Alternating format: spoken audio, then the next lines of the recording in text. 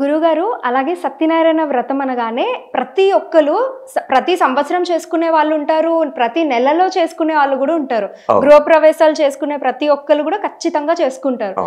కానీ కార్తీక మాసంలో ప్రత్యేకంగా ఈ సత్యనారాయణ వ్రతం చేసుకోవాలి అని ఖచ్చితంగా అంటారు కదా, దీని ప్రాధాన్యత ఏంటి? అలా ఎందుకు ఖచ్చితంగా చేసుకోవాలి, చాలా శుభంగా ఉంటుంది అని అంటూ ఉంటారు. దాని ప్రాధాన్యత ఏమని చెప్తారు? మీ మాటల్లో తెలుసుకోవాలనుకుంటారు. చెప్తారు, తప్పకుండా చెప్తారు.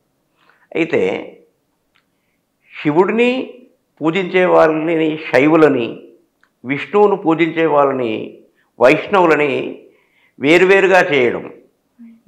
అలాగే రాక్షసులు ఎక్కువగా మీరు గమనిస్తే శివుణ్ణి పూజిస్తారు, విష్ణువును పూజించరు. అలాగే రాక్షస స్వభావం కలిగినటువంటి వాళ్ళు కూడా అంటే నేను ఇక్కడ వారిని తక్కువ అంచనా వేయడం లేదు. మానవుల్లో 3 రకాలైన మానవులు ఉన్నారు. యాక్చువల్గా రామకృష్ణ పరమహంస అంటారు 4 రకాల మానవులు ఉన్నారంటారు. ముముక్షువులు, ముక్తజీవులు, నిత్యజీవులు, బద్ధజీవులు అని 4 రకాల మానవులు. అయితే ఏ రకం మానవుడైనప్పటికీ కూడా మీరు అడిగినట్లుగా సత్యనారాయణ వ్రతము కార్తీక మాసంలో ఎందుకు చేయాలి, అందున కార్తీక మాసం రోజే ఎందుకు చేయాలి అనేటువంటి ప్రశ్నకు సరి అయిన సమాధానం ఏమిటంటే, అంటే ఈ శివుడికి కేశవుడికి మధ్య అభేదం సృష్టించారు కొంతమంది. అంటే శివుడు వేరు విష్ణువు వేరు అనేది. కానీ తప్పమ్మ. శివాయ విష్ణు రూపాయ విష్ణు రూపాయ శివయే, ఈ ఇద్దరు ఒక్కటే అని చెప్పడానికి, అందులోనూ శివుని మాసం అయినటువంటి కార్తీక మాసంలో ఈ యొక్క సత్యనారాయణ స్వామి యొక్క వ్రతం చేయడం వల్ల, విష్ణువును పూజించడం వల్ల శివుడు ఆనందపడతాడు. ఇప్పుడు ఉదాహరణకి మా అబ్బాయి ఉన్నాడు, మా అబ్బాయికి ఏదైనా ఒక మంచి డాక్టరేట్ వచ్చిందనుకోండి, అప్పుడు నాకు ఎంత మనసు పొంగిపోతుందమ్మా. లేదా నా ఒక మంచి ఆత్మీయ స్నేహితునికి ఒక కలెక్టర్ ఉద్యోగం వచ్చింది, అప్పుడు నా ఆత్మ ఎంత ఉప్పొంగిపోతుంది. నాకే ఆ ఉద్యోగం వచ్చినంతగా ఆనందం అనిపిస్తుంది.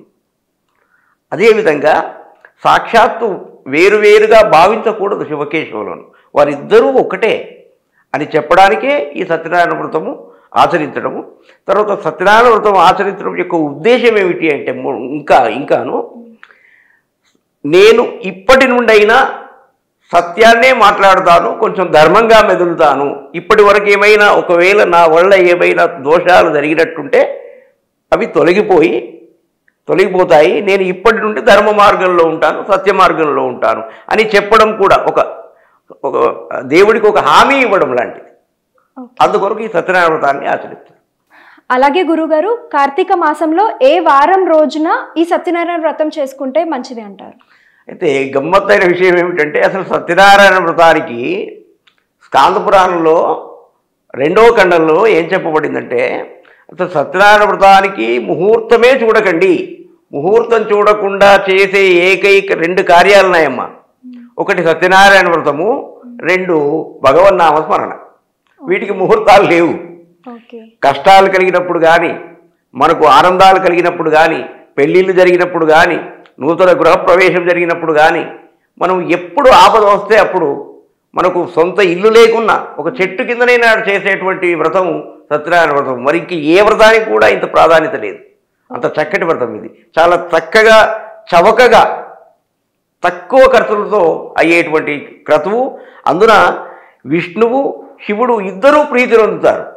శివుడు ప్రీతి పొందడం వల్ల అమ్మ శక్తినిస్తుంది, బ్రతకడానికి కావాల్సింది.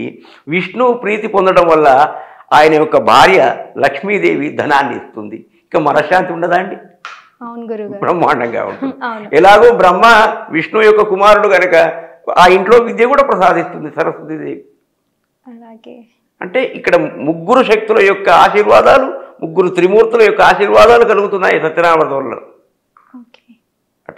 అంటే పౌర్ణమి రోజున ఖచ్చితంగా చేసుకోవాలి అని చాలా మంది ఆ రోజున స్పెషల్గా చాలా మంది చేసుకుంటారు. మరి చాలా మంది చేసుకుంటారు ఆ రోజు. నిజంగా కొన్ని ప్రాంతాల్లో నేను గమనించాను, బ్రాహ్మణులు చేసేవాళ్ళు లభించినట్లయితే తమకు తాముగా పుస్తకాలను చదువుకుంటూ ఆ యొక్క క్రతువును జరుపుకునేటువంటి వాళ్ళని కూడా నేను చూశాను.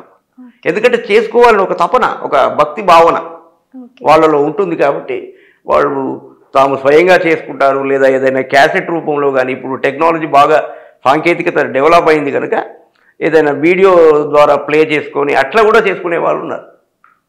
ఓకే, అదమ్మా.